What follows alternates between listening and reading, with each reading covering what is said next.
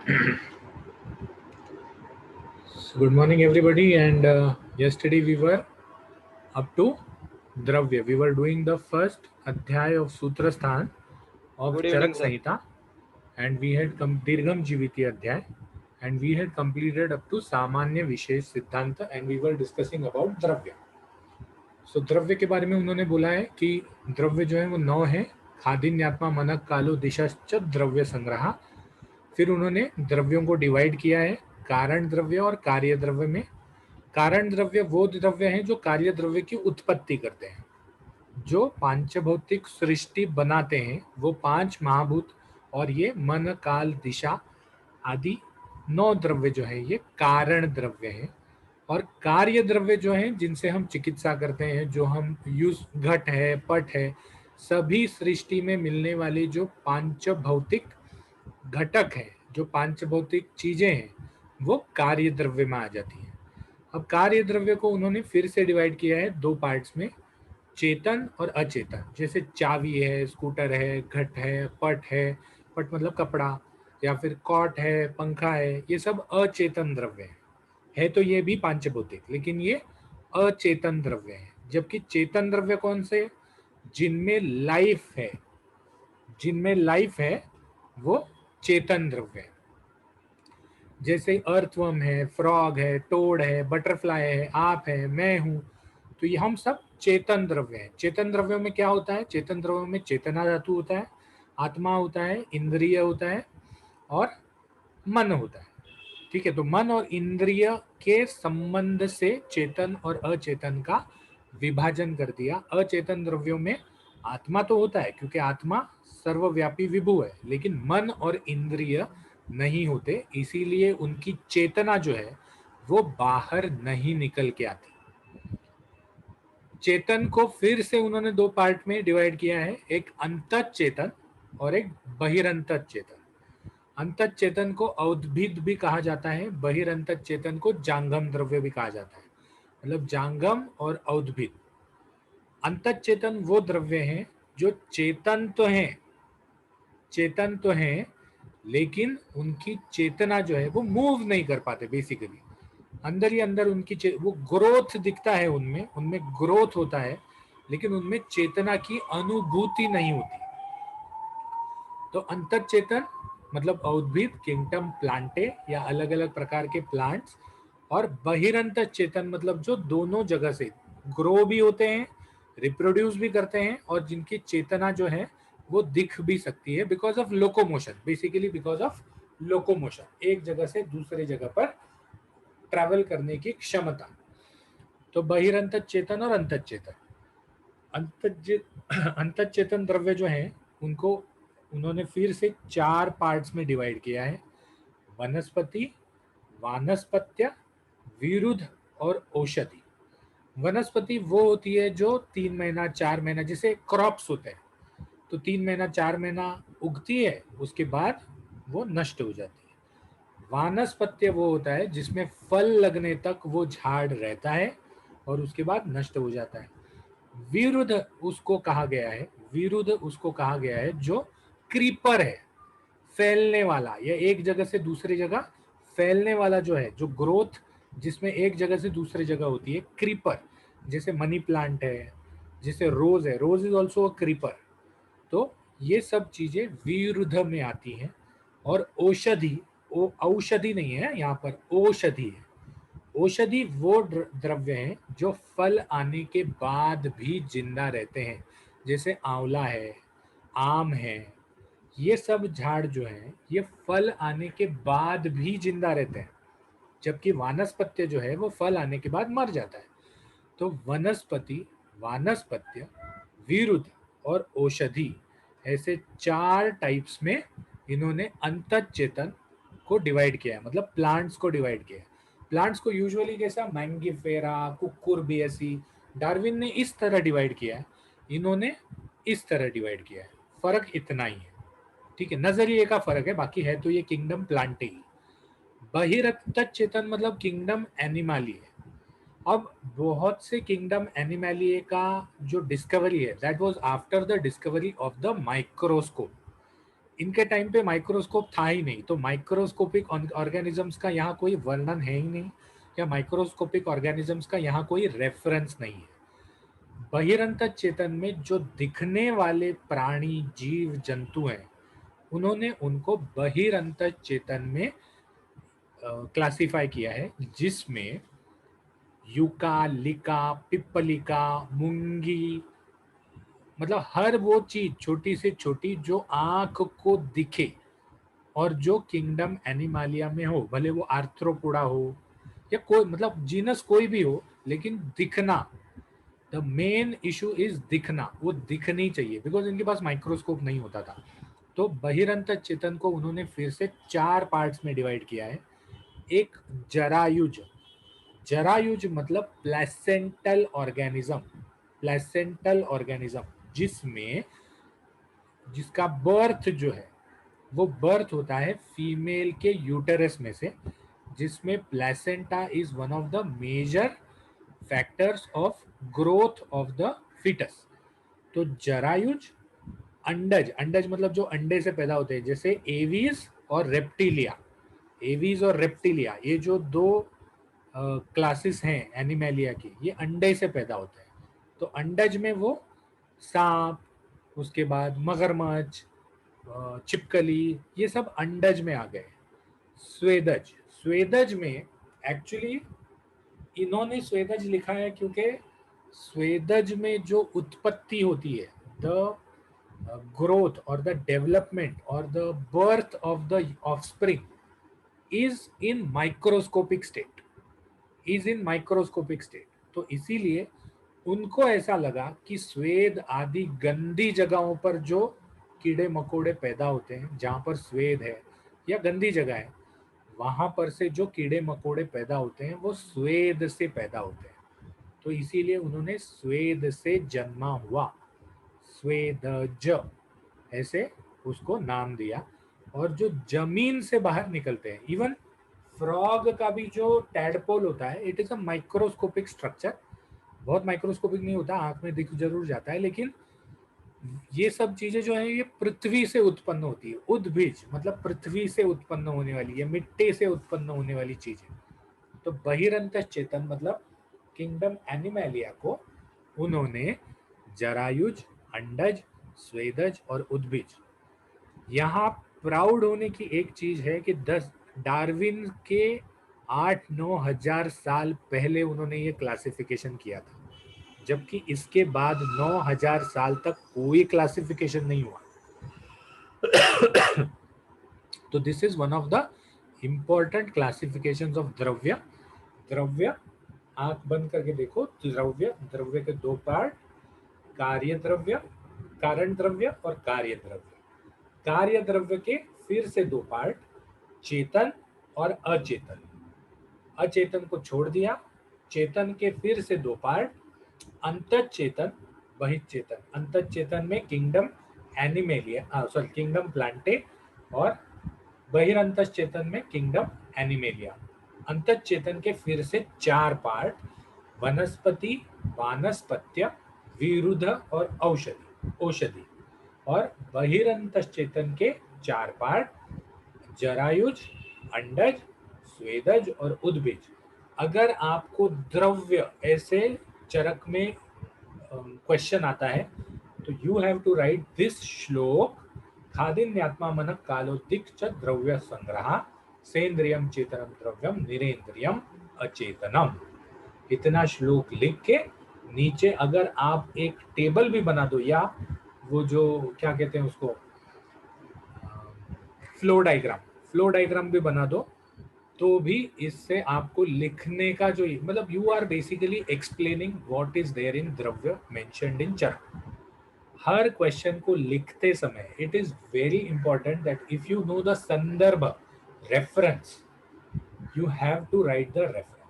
Compulsory नहीं है, लेकिन रेफरेंस के भी मार्क मिलते हैं कि भाई इस आदमी को कौन से अध्याय से ये चाप।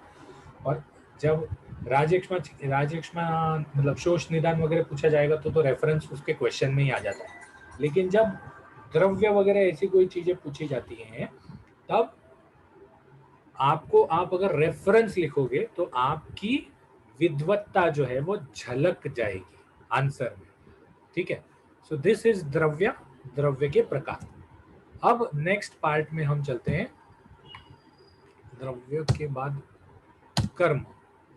प्रयत्नादि कर्म चेष्टितम उच्यते, मतलब द्रव्यों की सहायता से या द्रव्यों की वजह से जितने भी एक्टिविटीज होती हैं वो सब द्रव्य, गुणों की मदद से वो सब कर्म है।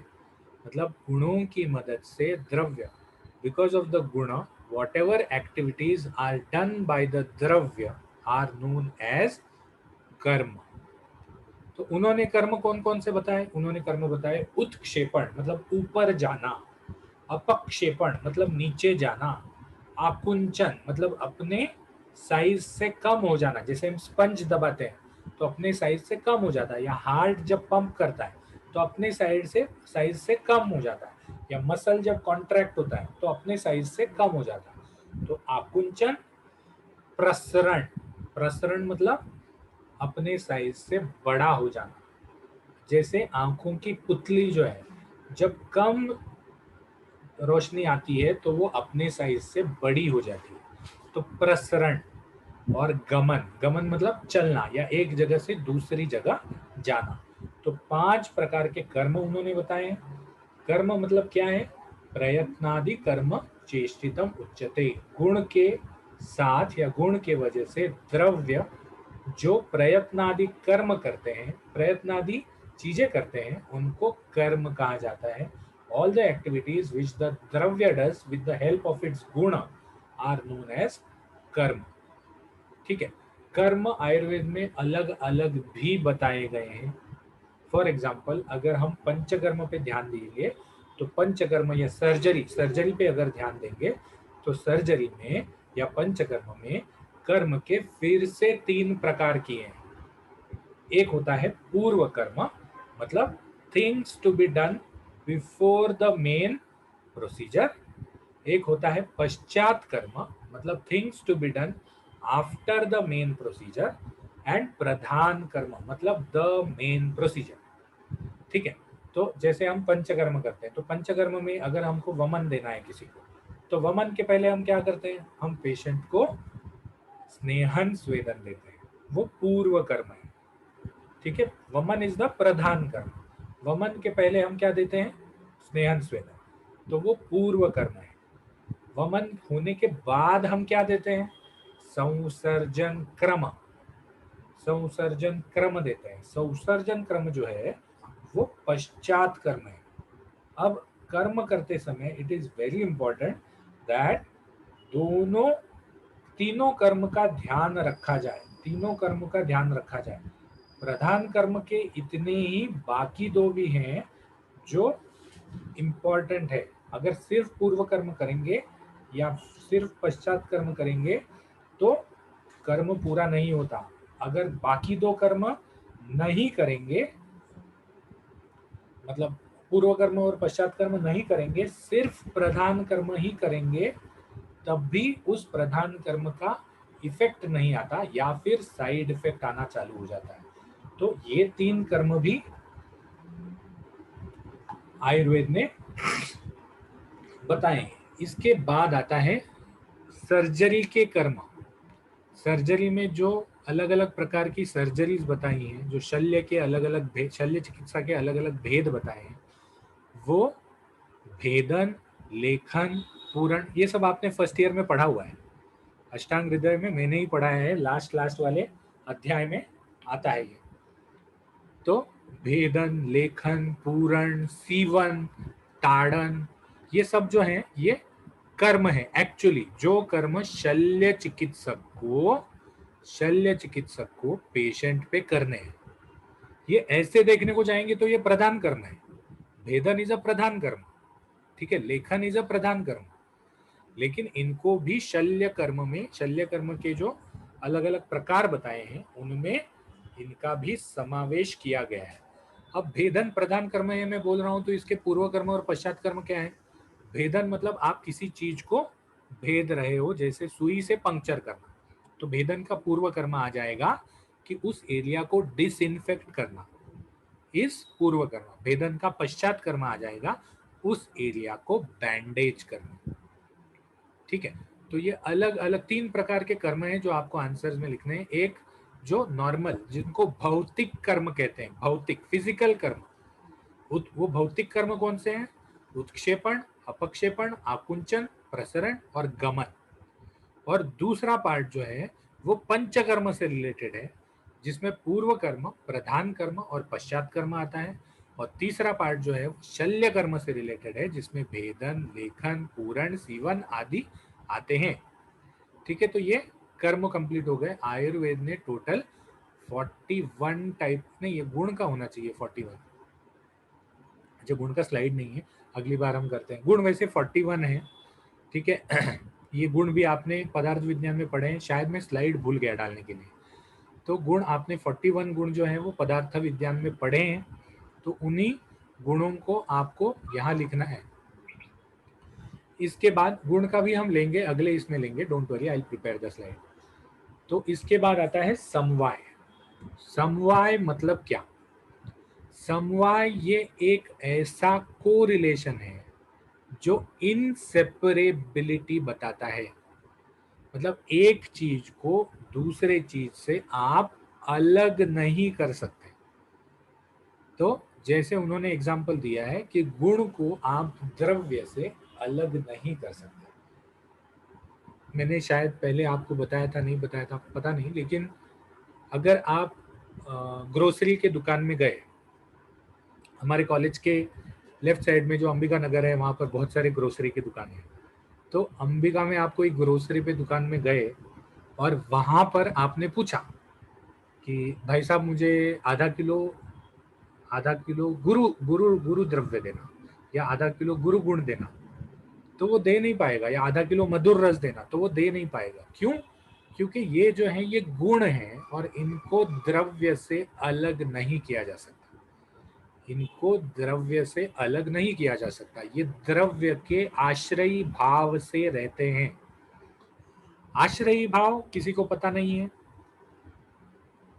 आश्रयी भाव किसी को पता नहीं है?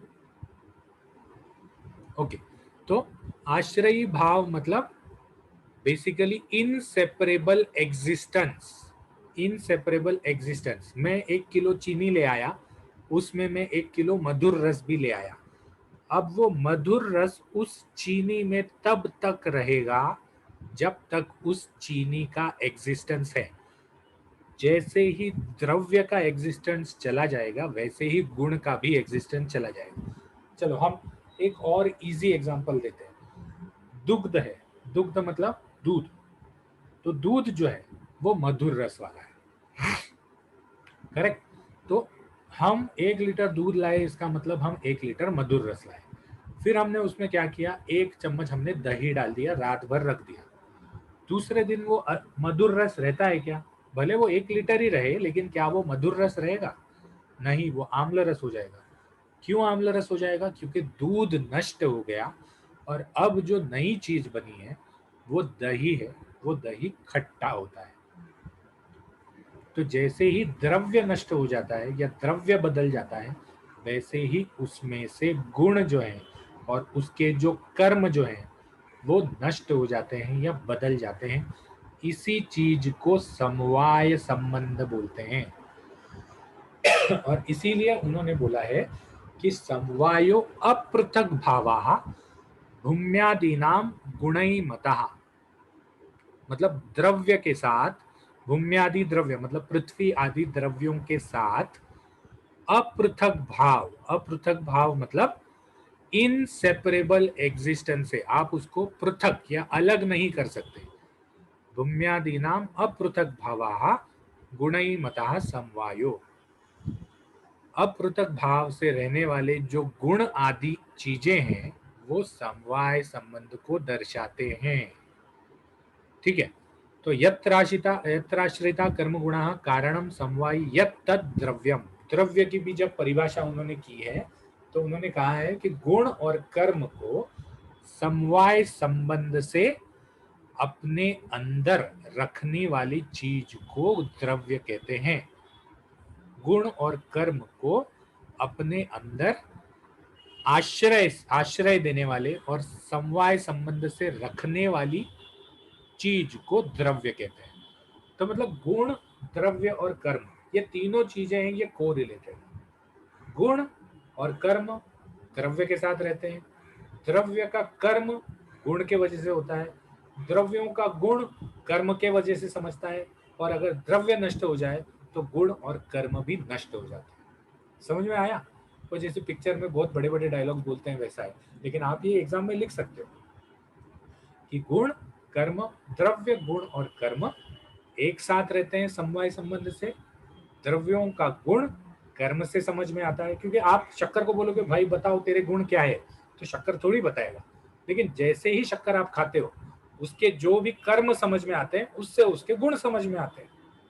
तो द्रव्य के गुण कर्म से समझ में आते हैं, द्रव्य के कर्म गुण के वजह से होते हैं। वो गुरु गुण वाला है, वो जो द्रव्य है वो गुरु गुण वाला है, इसीलिए तो मोटापा लाएगा। तो द्रव्यों के कर्म गुण के वजह से होते हैं, द्रव्य, गुण और कर्म एक साथ समवाय संबंध से रहते हैं। समवायितु निश्चेष्टः कारणम गुणः। समवायितु निश्चेष्टः कारणम गुणः मतलब द्रव्य में समवाय संबंध से रहने वाले, द्रव्य में समवाय संबंध से रहने वाले लेकिन कर्म करने के, खुद कर्म करने के की कैपेसिटी नहीं जिसमें है, उसको गुण कहते हैं। संयोगे च विभागे च कारणम द्रव्यमाश्रितम कर्तव्यस्य क्रियाकर्म कर्म न अन्यद अपेक्षते। ये सब आपने फर्स्ट ईयर में पढ़ा हुआ है, we are just taking a revision. इसके बाद उन्होंने ग्रंथ प्रयोजन बताया। ग्रंथ प्रयोजन बताया, ग्रंथ प्रयोजन में उन्होंने क्या कहा? धातु साम्य क्रियाश्च उक्ता तंत्रस्य अस्य प्रयोजनम। तंत्रस्य मतलब इस तंत्र का, अस्य मतलब इस, तंत्रस्य मतलब का, तंत्र का, इस तंत्र का प्रयोजन धातु साम्य क्रिया है।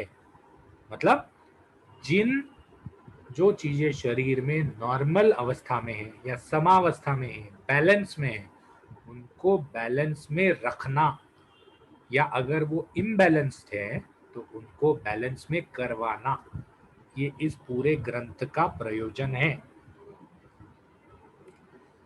We should be very proud again because 10,000 years back we had a full-fledged medicinal science. तो इसमें क्या बताया है? धातु साम्य क्रिया। चरक का प्रयोजन क्या है? धातु साम्य क्रिया। अगर आपको श्लोक याद आता है तो श्लोक बोल सकते हैं, एक आध मार्क ज्यादा मिल जाएगा, लेकिन सिर्फ इतना कहना कि धातु साम्य क्रिया जो है वो चरक का प्रयोजन है। अब उन्होंने उसके बाद रोग क्यों होते हैं वो बताया। काल बुद्धि इंद्रियार्थाणाम योगो मिथ्या न च अति च। योग कौन सा मिथ्या, कौन से योग? न योग मतलब अयोग, अति योग मतलब अति योग, और मिथ्या योग किस चीज का? काल, बुद्धि और अर्थ का, इंद्रियार्थ का। काल, बुद्धि और इंद्रियार्थ का। So we have 51 participants. Why don't we take a attendance? मैंने लिंक पोस्ट कर दी है अटेंडेंस की चैट बॉक्स में। You all give attendance, till that time I will continue.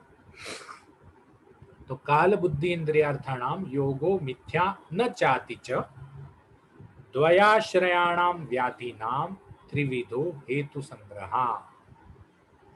द्वयाश्रयाणाम व्याधिनाम, व्याधि के उन्होंने दो आश्रय बताए। कौन से?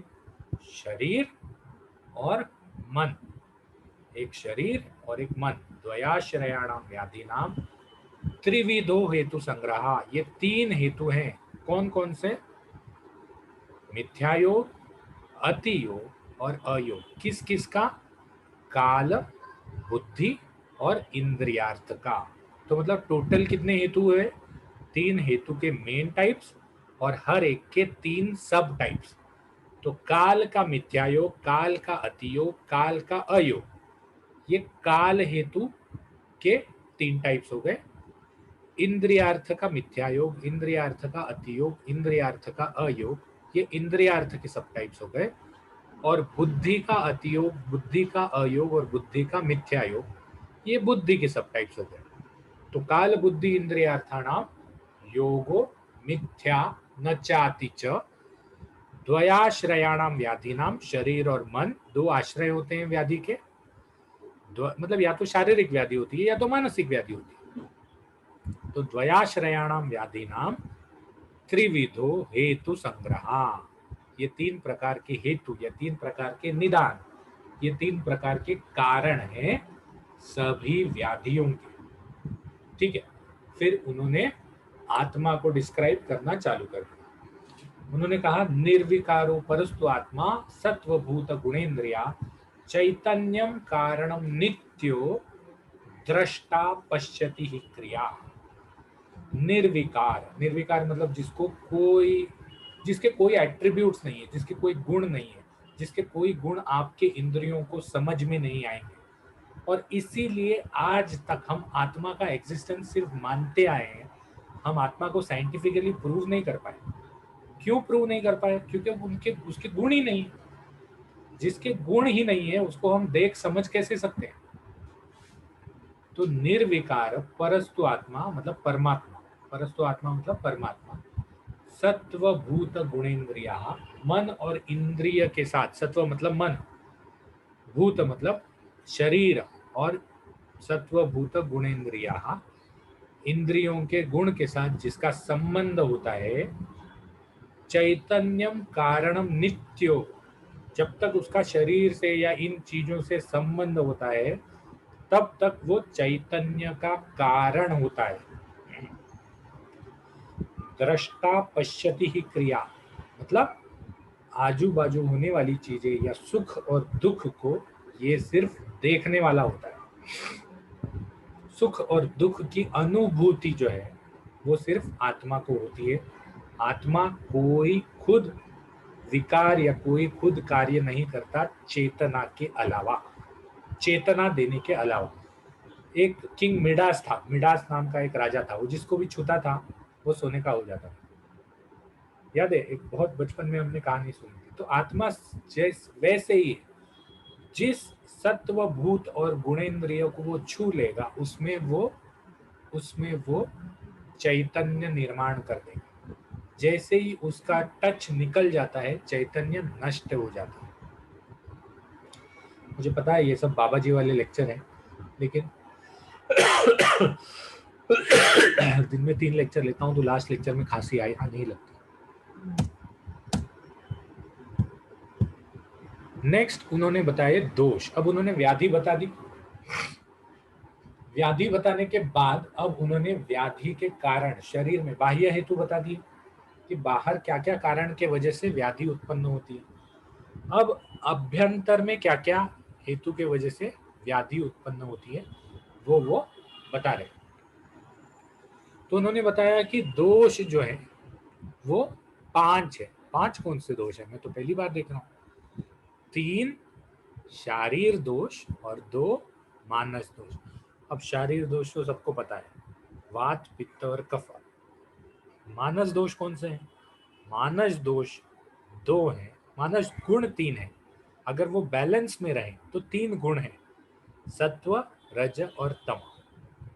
लेकिन अगर वो इम्बैलेंस हो जाए तो इम्बैलेंस या तो सत्व इम्बैलेंस नहीं होता, इम्बैलेंस हो जाए तो या तो रजगुण इम्बैलेंस होता है, आदमी बहुत एक्टिव हो जाता है, बहुत चिल्लाने लगता है, गुस्सा करने लगता है, या तो तमगुण इम्बैलेंस हो जाता है, आदमी शांत हो जाता है, लेथार्जिक हो जाता है, सोने लगता है, विचार नहीं करने लगता। रजगुण वाला बहुत विचार करता है।